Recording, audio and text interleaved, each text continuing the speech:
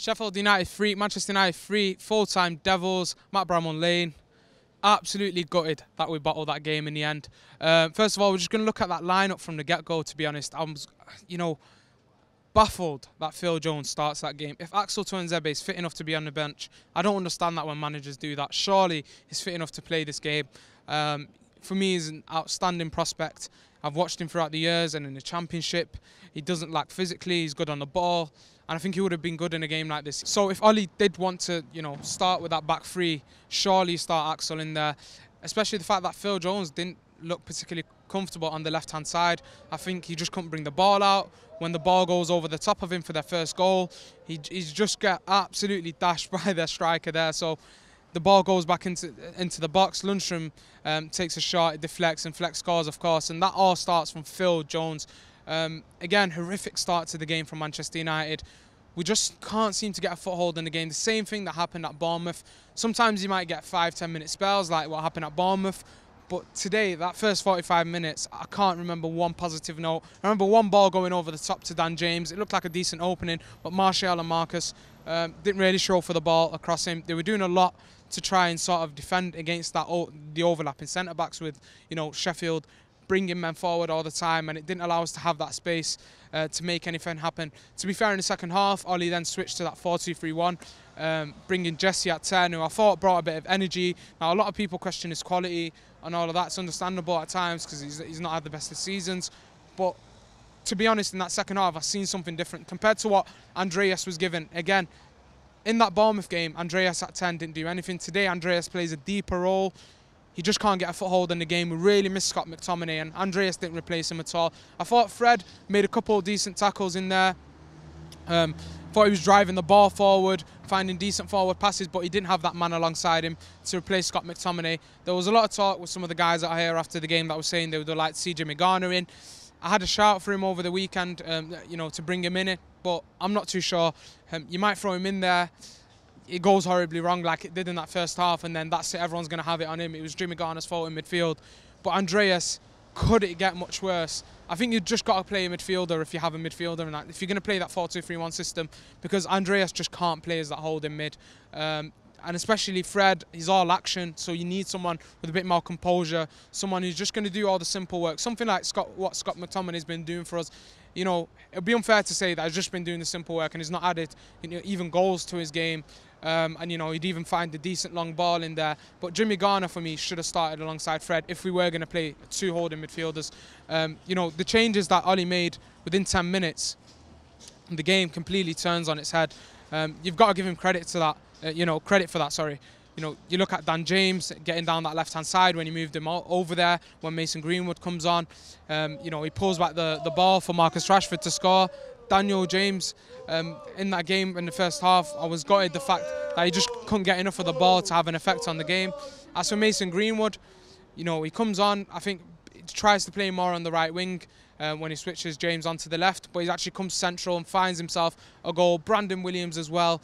So Ollie did turn it around in terms of the changes, but we still lack quality massively in this team. I don't know what you do in the January transfer window, because you're going to have to spend the serious lack of quality in that midfield.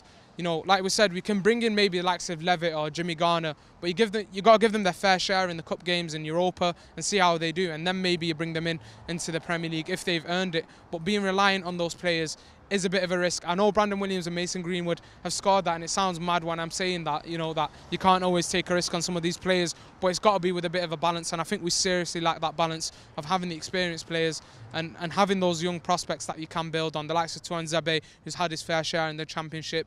And then you have the likes of Levitt, who I'd love to see in this team, because I think we seriously miss someone that progresses the ball from deep. And you look at him the other night for the under-23s, he really did that. But again, you've got to build around those players. You can't just throw them in every position on the pitch. It could go wrong, and then it could backfire on Ollie, it could backfire on the players. But on a brighter note, United were the only team to score 3 goals or more against Sheffield United this season, so I'm absolutely buzzing with that. When you compare that to last season under Mourinho, I felt like we couldn't get goals out of nowhere, where Marcus Rashford, Anthony Martial will make something happen. Lukaku was in the ranks last season, Sanchez as well.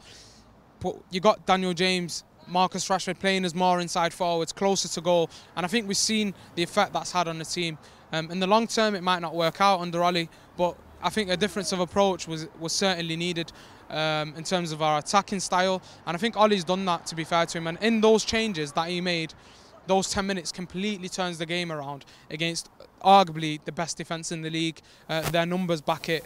You look at the amount of goals they conceded. Liverpool just about beat them with an unfortunate mistake from Dean Henderson. So it shows they're a difficult team to break down. And I think we spoke about breaking down low blocks before as United fans, and we don't seem to have those creative players. But I think once Pogba's back in that side and you've got Daniel James either side of him, Rashford and Martial ahead of him, I think you're going to have a serious sort of attacking line, and it's just about who's behind him.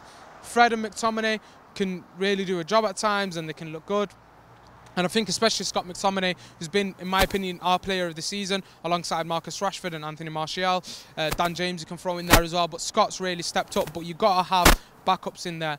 Under Sir Alex, back in the day, you'd have, you know, your Scholes, Fletcher, back before that, then Roy Keane. You need that rotation.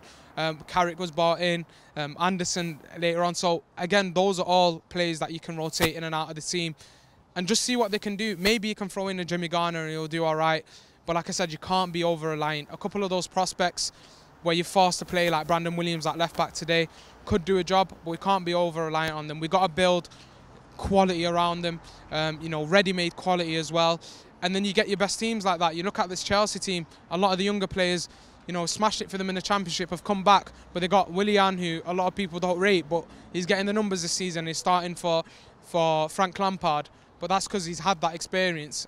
And it doesn't mean you've got to start Callum Hudson-Odoi every game. It takes the pressure away from some of the players. You've got to really get that balance in that team. But overall, there are exciting prospects in this team. There are things to look ahead in terms of, you know, the goals we're getting, the likes of Dan James, Marcus Rashford, Anthony Martial smashing it. But we really need to invest in that January transfer window and build a proper team. And I'd hope that Ollie, you know, turns it around, because we should have seen that game out today and, you know, taking us up to 5th. I know it's just 5th, but it would have made a difference in how we see the next few games. We've got Villa, you know, City, Spurs going up. They're going to be all tough games, and I can see us dropping some points in there. Anyways, guys, it's been Abdul here, outside Bramall Lane. See you guys soon.